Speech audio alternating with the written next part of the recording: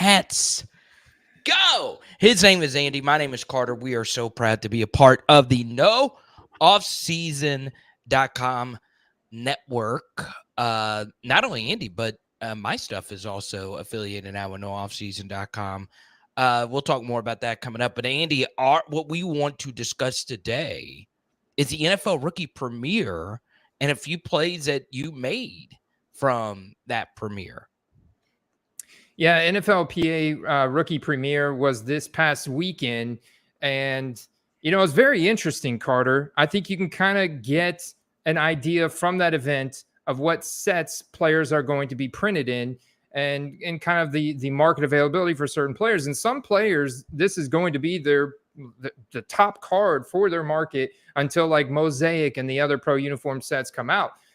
So I find it very fascinating. And, you know, so I was looking at a couple pieces of intel over this past weekend here that just kind of leaked on Twitter yesterday. This picture right here was taken from the breakfast, like after the breakfast the day after the NFLPA Rookie Premiere. So you would think these are all the Fanatics exclusive guys. If you look at the actual post here, it's from Mark Rubin talking about his Fanatics exclusive rookies. And you see Mark Rubin with Tom Brady. And who's he with? He's with Caleb Williams, Jayden Daniels, Drake May, Bo Nix, Malik Neighbors, and Brock Bowers. You got no Marvin Harrison Jr. here, no J.J. McCarthy, no Michael Penix, no Roman Dunze, even though Rome was at the event with Caleb.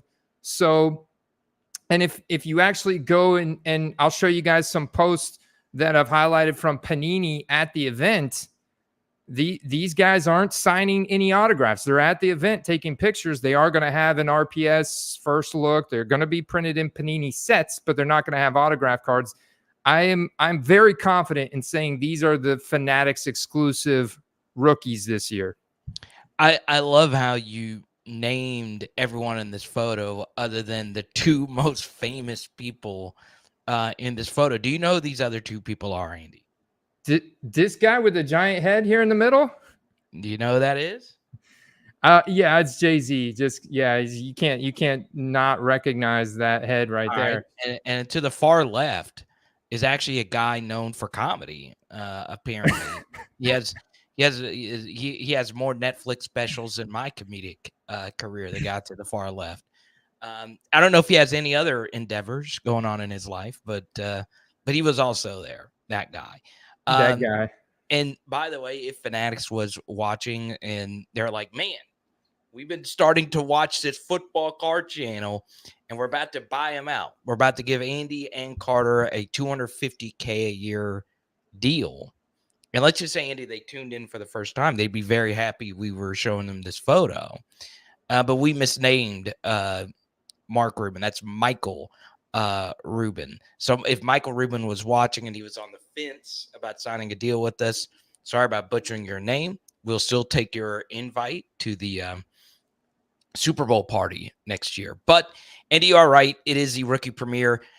Just to give people a little bit of a background, Andy, this has been going on for forever. This isn't anything new, right? So, I mean, well over a decade, they've been doing a premiere. And this is a photo shoot where we used to, Andy, from those photo shoots, have like portrait photos on some of their rookie cards, right? My favorite, one of my all-time favorite sets is the 2018 rated rookie set, the Lamar Jackson, Josh Allen.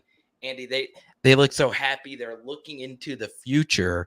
So a lot of stuff comes from this rookie event from memorabilia. Now, Andy, what does this chart mean for here? Well, this is the full list, but what I found so interesting about this, so Mike Garofalo posted this full list of 40 players that were invited to the Rookie Premiere event, but he actually left at least one player off of here, and I find it very interesting. So if we look here, this is the list. I crossed out the guys that are going to be Fanatics exclusives, everybody else. So they still got quite a few players, right? Marvin Harrison Jr., a holdout because of Fanatics apparently lowballing him as a sophomore in college. But then you still have guys like J.J. McCarthy.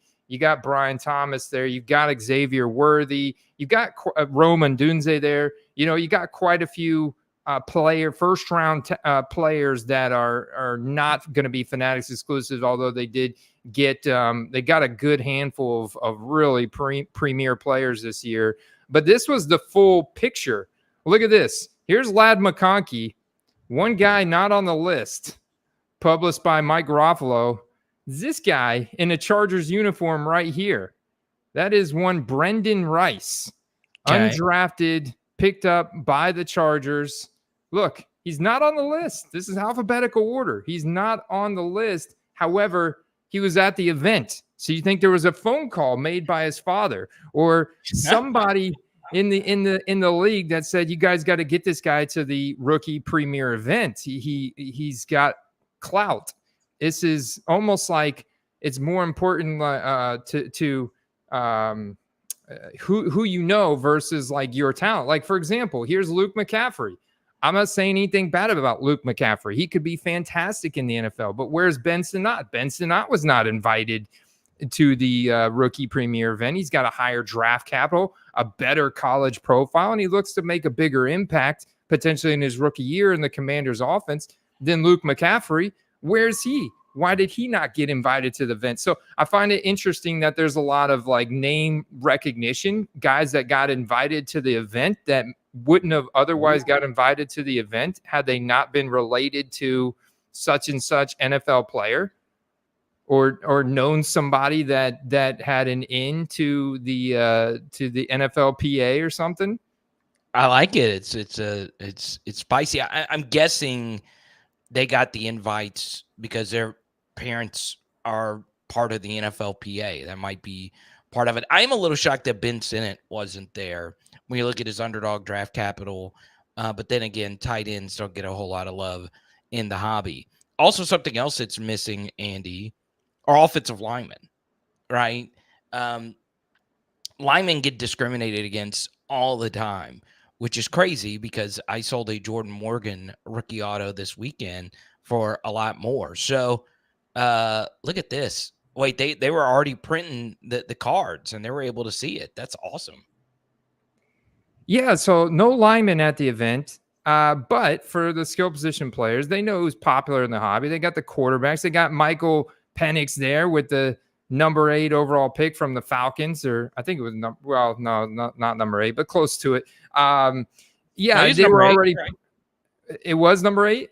Number 8 overall. Yeah. Oh, right. Okay. I was like, man, haven't the Falcons had number 8 overall pick for like 3 years in a row or something now? Like, I feel like Bijan and Kyle Pitts were both number 8 overall picks too. So I found it interesting. So this was another major takeaway I had. Obviously, they're printing the rookie premier rated rookie cards again.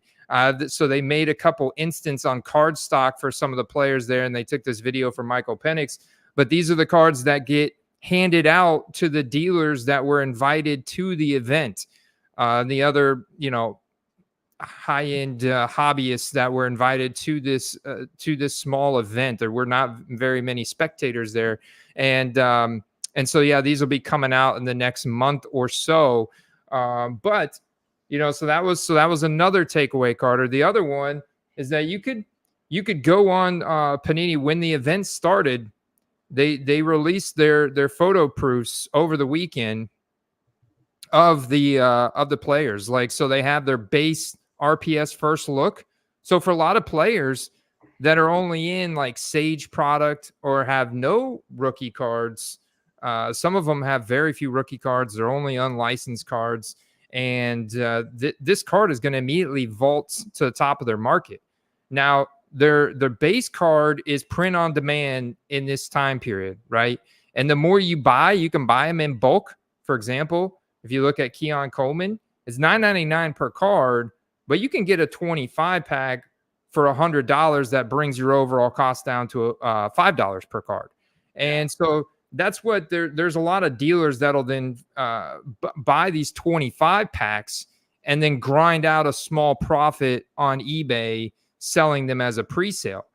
But what they also release on here at the same time is the Panini Instant autograph cards. So you have the RPS first look, but you also have that same first look card. They have Blue Vipers 1/1s. They have Jungles out of 25s. They have Jaguar out of 10 autos.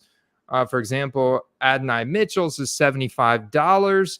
They had Jermaine Burton's on here for $59. They have the Audric Estime, for example, out of 49 autos. So they have for every player that was there, they have a Panini Instant NFL RPS first look out of 49 for $24.99. A lot of these players sold out very quick. For example, Keon Coleman sold out very, very quick. And then the same exact card that was pre-selling on Panini's website for $24.99 went on eBay and sold for $125. Oh, so people are already reselling the pre-sale based on these screenshots. It's just a generic screenshot, but if you go, and I'll pull up a couple other posts, you can see the guys signing the sticker books and stuff at this event, and then they're going to use pictures from this event to put those cards together. They should be released in the next month or so. Man, it would be so cool if they could print the card and then they sign it on the card while they're there. But I get why they just do stickers for time. And it is, as Joel points out, $4 a card instead of $5. But Andy's point still remains the same. I like that they have some cards that are numbered instead of just print on demand, because, well, you could just keep printing on demand. But I like the fact that there are some number cards mixed in there, Andy, and I can't wait for you to get your orders on in. Oh yeah, man. So even yesterday, whenever I notified everybody in the premium membership through our Discord server, we were able to get quite a few, and I got my favorite players. Well, I should say favorite players. I got the guys that I'm high on in terms of like I got some Bucky Irving. I got some Jake McMillan for the two guys drafted by Tampa Bay. I was able to pick up a Jermaine Burton autograph. I believe it was the out of 10, with the tiger print. What they call it, Jaguar, but it kind of looks like tiger print as well. I think it'll go good with the Bengals and stuff there. And he's already been connecting well and building good chemistry with Joe Burrow and camp, and his value's gone up. So actually, I think this is him right here signing pen pals. So a big part of this event is the guys are signing pen pals for Donruss Elite. So not crazy that pen pals are going to be horizontally formatted again this year, but it is what it is. It's still gonna be hot when it first comes out. This is a set that's released right before the season starts, and these pen pals are really nice on-card rookie autographs. The other main set that you'll see in this video is Luminance. The Luminance Year 1 autographs are typically on card, and they do a variety of different ink colors to distinguish the scarcity of the card. And so yeah, here, Jermaine Burton signing the pen pals autographs. So I want to talk about the Michael Penix card that you showed while we look at some of these pen pals autos being signed. Andy, you made a lot of money buying those rated rookies, especially the hollows. Those cards turned into something last year before the season began, because it was a pro uniform card with that rated rookie logo. Yeah, they're hot. I knowing what I know now, I would try and buy every single one you can, regardless if the player has a promising outlook in the NFL. I mean, look at Deuce Vaughn last year. I mean, that was probably, I made profit all the way up. Any one I could buy, it didn't matter. I mean, it was Will Levis, it was anybody, because those cards are very nice quality cards. And at the same time, they had the rated rookie logo. They had the pro uniforms. They were touted for a while as the first true rookie card, next to something like an XRC from Select, So and those cards still do well, but now that Prism is out and everything else, it's definitely kind of moved down in the rankings. But it's so hot and so liquid for these rookies heading into their rookie season. It's a can't miss product. It's a can't miss product. And so definitely got to be prepared. And so are these RPS first looks, especially the autograph cards, because as we know, that is like a really good sweet spot for collectors and investors. The rookie autograph cards in the football market are just like a very good sweet spot. I love it. I want us to try and go to this next year. I don't know how that can go down, but yeah, we're huge fans of this. There's, I believe, it looks like Trey Benson, right there. Trey Benson signing the Luminance. So there's your Luminance design. The year one autos right there. So if you are listening via just audio, basically we have just been showing a lot of images from this rookie premiere. Like we had been sharing for a while that this was actually coming up. Andy, I love this event. I don't know why it always excites me. It's just, a new set of players. I want the Who Dat card with the Who Dat inscription mixed in there with those Spencer Rattler. I love to see it. The Rattler, man. So speaking of Spencer Rattler, do you think he should be second on the depth chart ahead of Jake Haener? Like if Drew, sorry, Carter. No, don't if worry. Derek Carr gets injured, do you think that Spencer Rattler is going to take that starting backup job, or is it going to be Jake Haener? They'll definitely go with Spencer Rattler. They want to see what they have. All right, let's go, baby. Yeah, they want to see what they have. I'm going to try and get my hands on some Spencer product because I do think in that Saints eco system he could be pretty good. What I want everyone to do, if you're watching live or if you're just watching this down the road or listening via audio, hit Andy or I up on social media or in the YouTube comment section down below or in the live chat right now. Is there any big takeaway from the rookie premiere that happened over the weekend? Obviously, one is that Joe Milton was at all of these. I believe that's Joe right there. The second thing, Andy, is the Fanatics breakfast. That Marvin Harrison wasn't there, and there's this ongoing weird lawsuit that's happening with him right now. I found that Fanatics breakfast to be very, very interesting for this reason, Andy. Out of all those players that were at that breakfast, the only one that didn't have Bowman college uni cards was Jayden.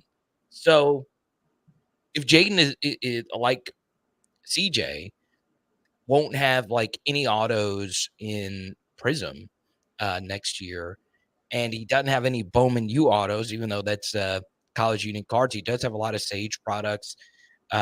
He does have a lot of Leaf stuff, which I own. Not necessarily Leaf, but you get what I'm saying. His supply might not be as plentiful as the other quarterbacks in terms of desirable cards. Yeah, it's going to be, I think, pretty easy to pinpoint the cards you want to get from Jayden Daniels' market, because it's not going to be like, well, this Bowman Chrome University first is a good card. It's got the first logo. That it just totally eliminates that. I mean, that literally, if you look at guys that are printed in those sets, like Caleb or Drake or any of those other guys, I mean, they have a lot of cards. We're talking 1,000+ cards in most situations. So just to totally remove that set, all of a sudden it's like, okay, we got pro uniform Jayden cards. I'm sure some people are still going to be, targeting those initial autographs and LSU cards from those unlicensed sets like Onyx and Wild Card and some of the Sage stuff. But then you immediately go to the Panini instance, the draft nights, but it's not going to, those serial number cards from those sets will be will be targeted.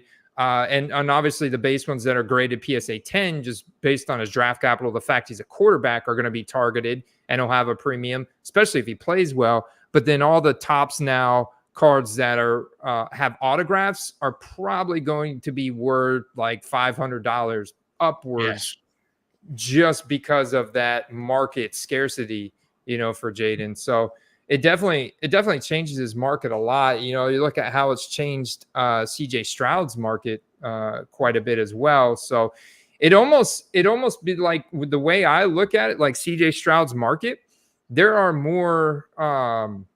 a lot more buyers for the more common Panini licensed CJ Stroud cards, because of what he did as a rookie. So that's also a factor. Obviously, you can't not say that's not a factor, but just the fact he doesn't have any of the autograph cards from Panini license set, people still like Prism. They still like Prism. They still like Optic.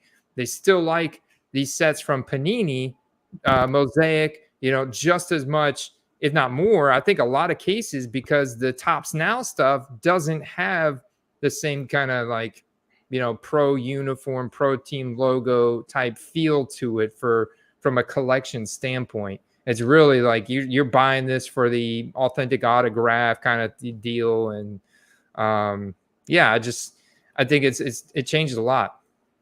NoOffseason.com. Big shout out to CGC, all our supporters. Obviously, Andy in the middle of a move right now. This is where I want to get your opinion, because this kind of ties into me doing 1,000 underdog fantasy drafts. Is there a rookie, Andy, that is just screaming at you right now? And let's go outside the first round. It could be any rookie outside the first round, or any of the rookies towards the back end of the first round. Is there anyone that is just punching you in the face right now saying, I am going to be an absolute stud in year one? I look at a guy like Tyrone Tracy Jr. For the Giants. I'm looking at a guy like that because of the depth chart, man. I'm like, okay, no more Saquon Barkley, and it's just Devin Singletary on the depth chart ahead of you. And as a rookie with significant athletic ability and juice and all-purpose capability, this is a guy that has actually, his hype has cooled off. And I think it's maybe an overall just low expectations for the Giants. I want to ask you about this because I think the Giants are kind of looked at as one of the worst teams in the NFL entering 2024, but they're still going to produce. They're still going to perform. If you look at the opening schedules, it's not too bad for the Giants. So like I'm looking at the Giants like they're going to have to, and especially when you have quarterbacks, either Daniel Jones, if he's healthy, or Drew Lock, they're going to have to run there's going to be production there from the running back position. And they play Minnesota at home week 1. They go to Washington, play the Commanders in week 2. I mean, that's not too bad. They get the Patriots at home week 3. I mean, that's not too bad for the Giants. So I look at this Tyrone Tracy Jr. selection here, and he's just so cheap, and his prices for his rookie cards, he's all he's got. He's not even on TCDB. All he's got is 2024 Sage. So he's actually pretty much free at this point, and I think you could take advantage of his early market. Ooh, I like it. So in the chat, let me know, is there a rookie that is just screaming at you right now? One guy that's kind of getting steamed up a little bit is Keon Coleman, Andy, because of the landing spot and the social media clips. He's legit, unfreaking believably Charles Barkley level hilarious. This is coming from a guy who did stand up for 5 years. I mean, he truly is naturally funny. I look at a guy like Xavier Legette. I'm not like in love with him, but I think Jonathan Mingo sucks, so he's going to play a lot in that Carolina Panthers offense. And also, Andy, what's interesting is I am not a huge Trey Benson guy. I'm not, but that landing spot is supremely great for him. Learning behind a do-it-all no weakness, but no unbelievably strength running back in James Conner. And then I'm bullish on the Cardinals offense next year. I really do think that offense can be wheels up, even if Marvin Harrison isn't unfreaking believably transcendent, because I like Kyler a little bit more than most. So I don't know why, but taking him a little bit more in in underdog fantasy drafts, but Trey Benson is growing on me. James says he's in on Jonathan Brooks. Andy, the first back off the board by a wide margin. Yeah, I mean, the same thing for the Carolina Panthers. Like, they've got to help set up Bryce Young a little bit better. You got to think Jonathan Brooks immediately steps in there as the RB1. Miles Sanders is totally dust. I mean, they just overspent on him. That was a terrible pickup by the Panthers. And then Chuba Hubbard is nothing special. He's more of a satellite back. He's better as a satellite back and be a good complementary role. So Jonathan Brooks should step in and eventually take over like a 3-down running back role, which is solid production. And as a rookie, like even if you're not high on the Panthers and you don't think that they're going to be good this year, but Jonathan Brooks is still going to produce.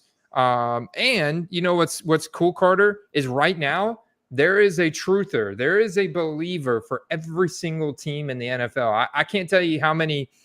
And I love it because I can't tell you how many contradictory opinions. So obviously, I'm going to give my opinion as part of what we do here, Carter. We give our opinions, our takes of what we think is going to happen. And somebody's going to be wrong. I'm going to be wrong on some stuff. You're going to be wrong on some stuff. People in the chat are going to be wrong on some stuff. We all can't be right.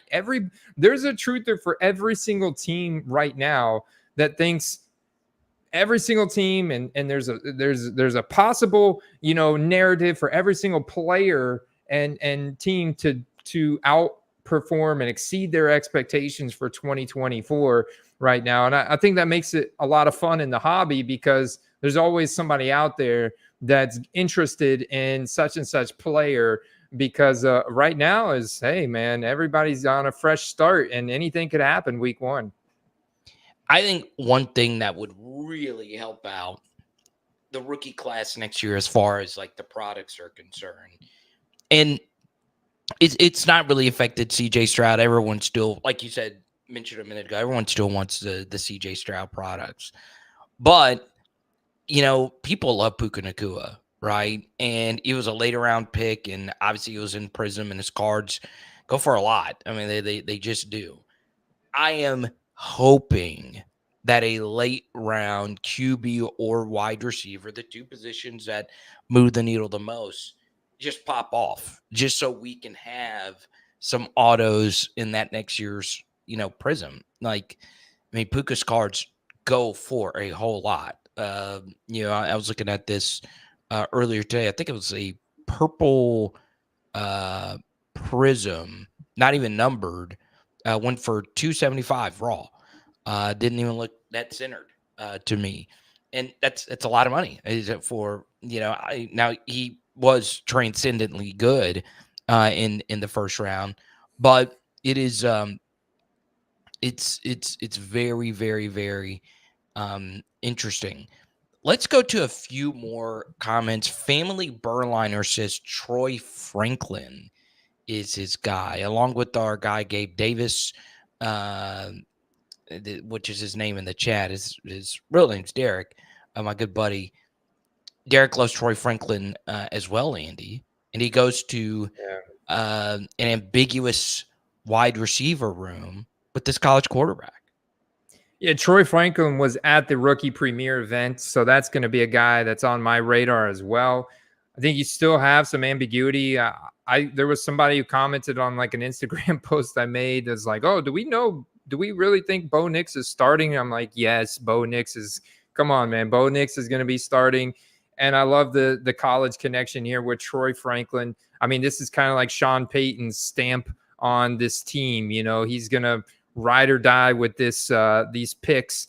And I think that, when you already have that chemistry and you have like Cortland Sutton, who's going to be 30, And you have Marvin Mims, who, yeah, he's going to see an increased role this year, but he doesn't have the same, I guess, the same size that Troy Franklin has. And I think you can definitely add some pounds on Troy Franklin, and I think he could put up quite a big production here in year one with the chemistry he's already got with Bo Nix. So that's a pretty exciting pick there. And I do think he's gone undervalued. I think Troy Franklin was one of the rookie autos out of 49 I was able to grab for 25. And believe it or not, the Denver Broncos have a massive fan base. They have a lot of fans out there. They're one of the, if you just think like geographically speaking, what other, there is no other Colorado professional football team. And then you like just look at like that whole geographic area. I mean, the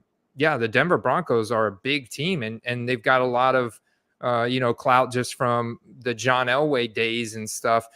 So I think this could be very interesting for Troy Frank. I think he exceeds current expectations. I love it. I really, really, really do. Once again, that's a guy that is sliding. It is. I've been in 3 drafts, Andy, where he has slid 30 spots past ADP, and I'm like, that's insane for a guy who is as productive as him. I'm not the biggest fan of his either. Like, and for those that do want to know who I'm big fans of, I think Malik Neighbors is special. Jatavion Sanders at tight end really interests me in that light tight end room, because in college, Bryce Young targeted and fed tight ends Cameron Latu, who's not that good. He made him look like a very, very good NFL tight end in college. So Sanders is someone that I like. Another guy that just got the worst landing spot is Audric Estime. I freaking loved Estime, but he was also at the rookie premiere. So there you go. I mean, I actually don't mind the landing spot for Audric Estime on the Denver Broncos, because if you look at Javonte Williams' efficiency has just totally fallen down. And he has not been the same since his ACL injury. And it wasn't just an ACL. I mean, he had a horrific ACL. I think it was the ACL, MCL, and the LCL. Like, it was like 3 different knee ligaments, all torn to bits. And, Javonte Williams was really good at lateral cutting and breaking tackles in a lateral manner. He wasn't really known for his straight line speed. So you look at him now and like, wow, he's kind of a shell of his former self. And what he was so good at is no longer a strength for him. It's now a weakness. And so now Javonte Williams is just, I think he's one of those guys that is going to continue to decline. And a guy like Audric Estime being a Sean Payton pick, Sean Payton doesn't have loyalty to Javonte Williams. Javonte Williams drafted in 2021 before Payton got there. So, this new Sean Payton regime, I could see Estime earning a RB1 role for the Broncos, which would be a big deal in a Sean Payton offense. Now it's time for Hobby Tip of the Week before Andy has his next work call. I'll let you go first, buddy. Yeah, man. So, yeah, I mean, a lot of my focus this week has been on the NFLPA and studying these markets of these rookies and correlating the guys that are going up in fantasy value. A lot of them are rookies because there's so much ambiguity there, and people are just now starting to process, the landing spots and what that's going to impact. And now we have schedules mixed in the fold. But you guys did see we had, the Panini America.net website. If you want to get in, for example, you want to get in on Adonai Mitchell, or you want to get in on any of these base RPS first look, like JJ McCarthy, for example, is a great example. I'm very bullish on JJ McCarthy in his rookie year. And I think that this would be a great card to have with all this Vikings colors and the rookie card shield and all that stuff. But you can go on to eBay if you just want to get exposure to one and buy them from a reseller, and you can buy them for like, $6-7. I think that's a good deal, because if you're buying one on here, it's going to be $9.99. But like I said, these guys are buying bulk. And someone pointed out earlier, it was actually about $4 per card is what they're buying them in bulk for. So they're grinding out a little bit of profit there. And a lot of these cards have a high PSA 10 conversion rate. So Ooh. yeah, man, and you know, it's not just PSA anymore. It's also CGC as well. And I was looking at some interesting Jordan Travis CGC sold data yesterday. So, you know, it's now, the way I see it, it's PSA and CGC, and more people are grading with CGC because of Okay. the fees, the turnaround times, and the sold data is climbing for them. Let's go, CGC to the moon. Big supporters of the football card quest nooffseason.com network. Andy, my hobby tip of the week is the release calendar. Just not really a whole lot of football products that are exciting me coming out. I see Pro Set on June 7th, Press Pass Premium in sometime in May. So it might just be me, or am I missing something here? Clearly Donruss doesn't really do anything, so I got to wait till late June. Donruss Optic football release, or am I missing something? Yeah, no, I'm looking at the same thing. Clearly, dollars. Bleh. Press Pass Premium is going to be interesting because it's May to be determined. But from looking at that set, Carter at 145, you get 5 autographs and 6 metal cards per box. And once again, for all these guys that again, like, look, there's Troy Franklin. There's gonna be a lot of solid college prospects in this set. Some cool looking cards. These Leaf cards are, you know, they all end up coming serial numbered out of like 10 or less. There's a ton of different parallels, but still, man, these are popular. And for certain Okay. guys, like, look at Keon Coleman's Leaf sales right now. They're off the chain, dude. Off Insane. the chain. And Okay, well then give me a Jayden in the press pass. Press pass. I'm getting down with it. Yeah, it's gonna, the same thing with like Pro Set Pure. I mean, that's the thing. These guys, and if they get it right, and they print guys like Ben Sinnott and some of the other later round draft picks like Kamani Vidal or we talked about Tony Tracy Jr. and some of the later round sleepers that looked to appear to be having an impact on their team in a rookie year. These late round breakouts, man, they get some of those guys in there. All of a sudden, this card vaults to near the top, if not the top card in their market. Man, I am so looking forward to more Jayden autos. So I get down with that. I shouldn't have been hating, but obviously, I think most people would agree with me. They're excited about Optic, as is the case every year. People get really excited about that on here. Yeah, Carter, and Optic was sold out at my Target. I couldn't find. I went to 2 different Targets over the weekend looking for football cards, and Optic was sold out. So it's hot, but I was able to find, they had this 1 box left of 2024 Sage. I think it's a great buy. It is $40, but I get 4 autograph cards in this box. So I think it's a good buy because you have so many players that this is the top card in their market currently, rookies, and a lot of players that people are unaware about. Lab McConkey's another one, man. You don't even have to look past the first and second round to find players like potentially Ricky Pearsall or Ladd. These guys that are going to make impacts, that are incredible athletes, that have no cards outside of this set. When are you going to rip it? I'm torn on what I want to do. I want to give it away to the premium members. So I'll have to drop the names. No, F and that. the wheel. F all our premium members. Do it for yourself. Do it for yourself. No, I'm just kidding. Do what you want with it. I do want to rip it. I will rip it and then send the cards out to whoever wins. I love it. Sure. Why not? Well, if you don't have a rip by next Tuesday, we'll do it next Tuesday. Why not? There you go. And I do not hate the premium members at all. It was #sarcasm. By the way,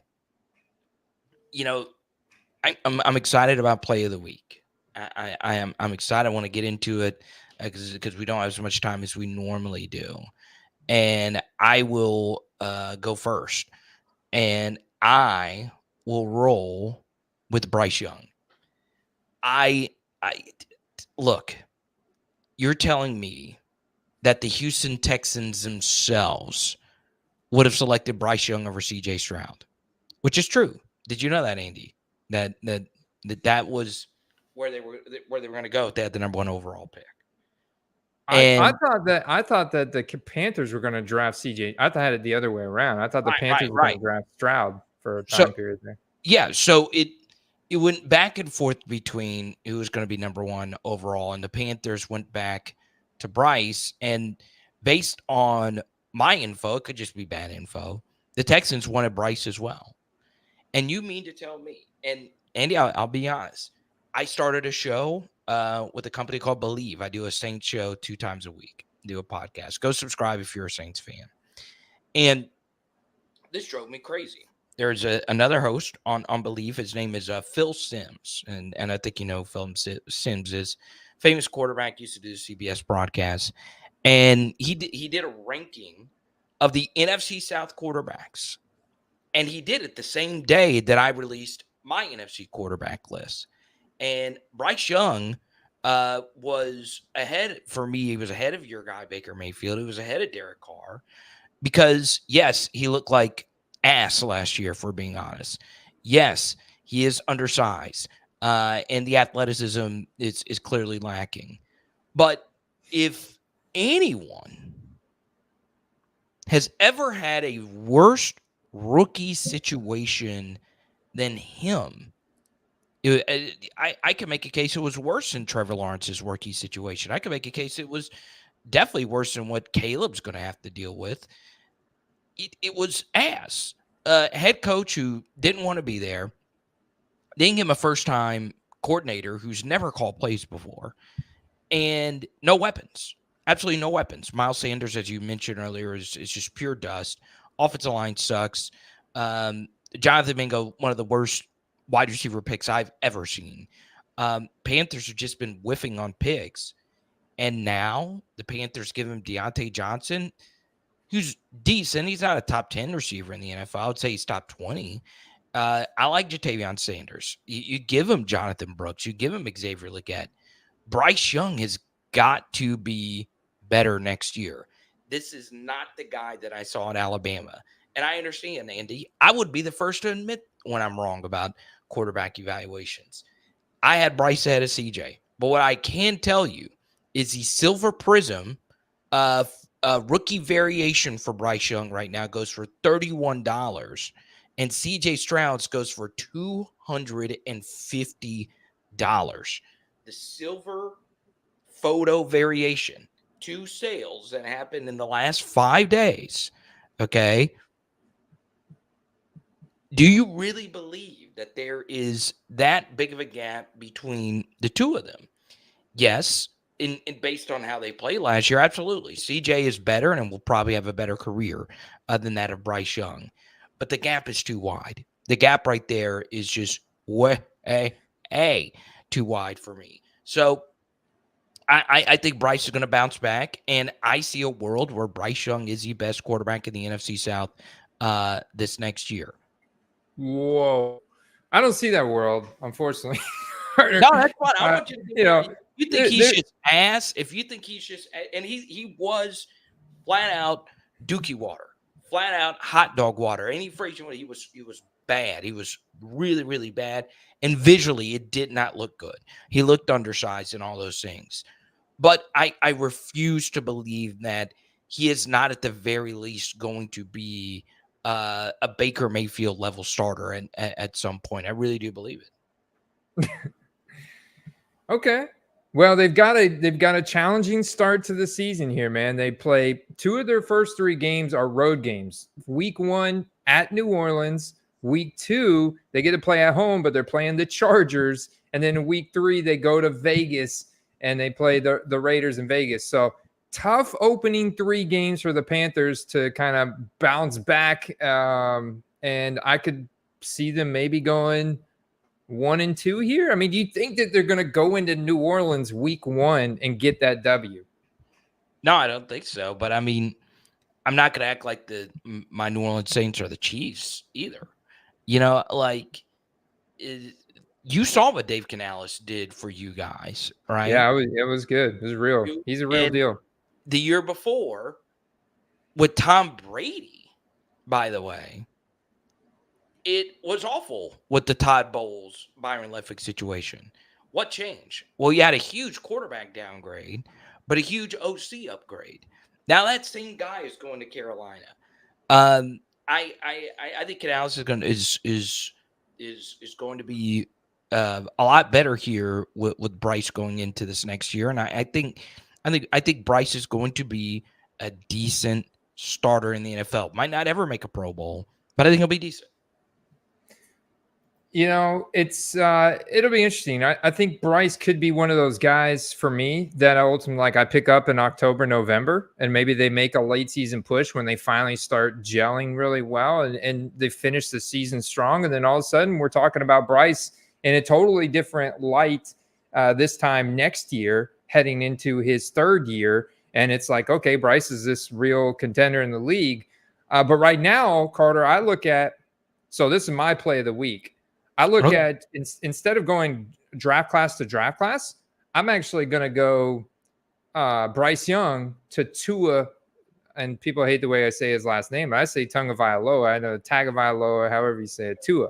I'm going to say Tua in Miami just because I think once again, the Miami Dolphins get off to a hot start. And I think a lot of the reason why people haven't been spending the money that they used to on Tua is just the fact he hasn't been locked down to a long-term contract. So there's some uncertainty and ambiguity there around his contract situation. But right now, the base Prism PSA 10 for Tua costs the same exact money as Bryce Young. So if somebody were to say, Andy, here's $500 and you're in a competition on who can make the most profit on football cards by, week 2 or 3 of the NFL season this year, I would say, okay, I'm going to take a decent amount of it and put it on Tua in the Miami Dolphins because their opening schedule as well, they host Jacksonville week 1. So you get a home game in Miami.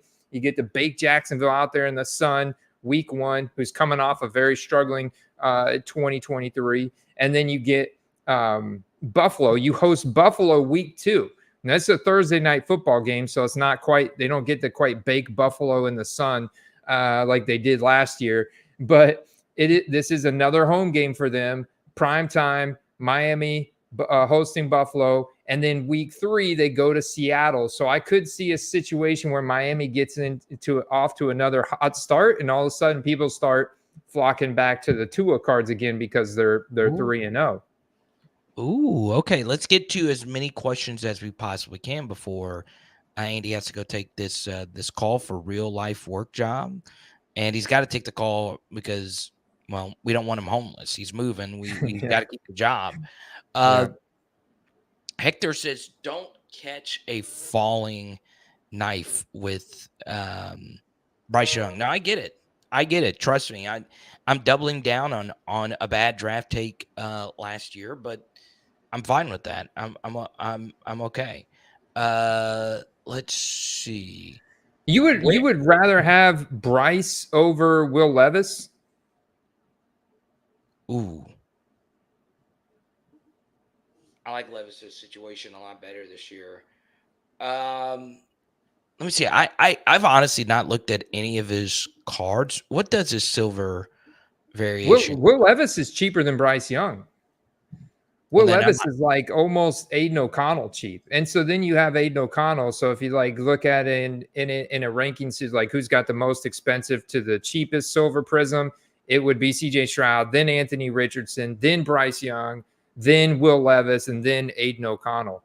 So, interesting. Will Levis has got a starting job guarantee. We don't know Aiden O'Connell is likely to win that over Minshew, but there's still, that uncertainty there. And so that's what's holding people back. I mean, as soon as we get in, if there's an announcement by Antonio Pierce that says Aiden O'Connell, official starter, and I think we won't get that till August. But when that happens, all of a sudden his ADP is going to shoot up, and his rookie card value is going to shoot up because they've got Devontae Adams, they've got Jacoby Myers, they've got Brock Bowers, So I think it's just a matter of time, whoever gets the starting job there. So it's kind of, I like Will Levis because he's already got a guaranteed starting job.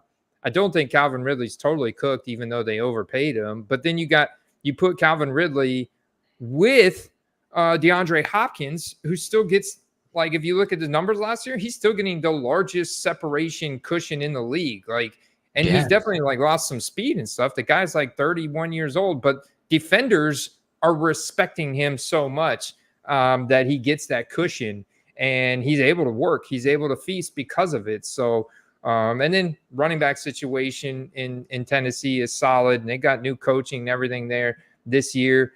That I'll have to dig into more to kind of see what that run to pass ratio is going to look like in neutral game script, because I'm very interested in that. Will Levis clearly got a cannon. We know that.